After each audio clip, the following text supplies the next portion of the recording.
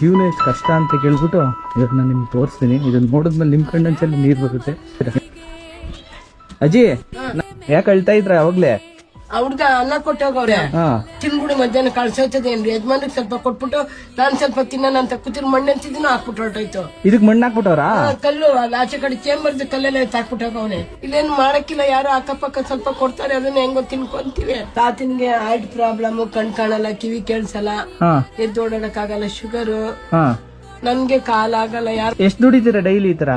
ಇದ್ರೊಳಗೊಂದು 50-60 ರೂಪಾಯಿ ದುಡಿತೀನಿ ಕಣಪ್ಪ ದಿನಕ್ಕೆ. ಒಂದ್ 4 ಕೆಜಿ ಕೊಟ್ಟಿದ್ರು 40 ರೂಪಾಯಿ. ಈರುಳ್ಳಿ ಒಳಗೊಂದು 25 ರೂಪಾಯಿ, 65 ರೂಪಾಯಿ ಅಷ್ಟೇ ಸಾಲುತ್ತಾ ಜೀವನಕ್ಕೆ? ಏನ್ ಮಾಡೋದಪ್ಪ, ಹಂಗೆ ಹೆಂಗ ಮಾಡ್ಕೊಂಡು ಹೋಯ್ತಾ ಇದೀವಿ.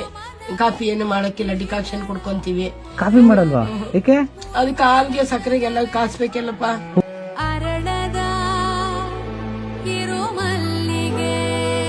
ಅನ್ನಕ್ಕೆ ಮಣ್ ಬಿದ್ದಾಗಿದೆಯಲ್ಲ, ಇವಾಗ ಊಟಕ್ಕೆ ಏನ್ ಮಾಡ್ತೀರಾ? ಊಟಕ್ಕೂ ಏನೋ ನೋಡ್ತೀನಿ, ಮಧ್ಯಾಹ್ನ ಮೇಲೆ ಯಾರನ್ನ ಏನೋ ಕೊಡ್ತಾರೆ. ಅಯ್ಯಪ್ಪನ್ಗೆ ಊಟ ಊಟ ಅಂತಿರ್ತಾನೆ. ಒಂದ್ ದಿನಕ್ಕೆ 4 ಸತಿ 5 ಸತಿ ಇಷ್ಟಿಷ್ಟೇ ಕೊಡ್ತಾ ಇರ್ಬೇಕು. ಒಂದಿನ ಯಾರಿಗಾನ ಹೇಳ್ಬೋದು ಕಣಪ್ಪ, ದಿನ ಯಾರಿಗ ಹೇಳ್ಕೊಂತೀಪ ಹೇಳು.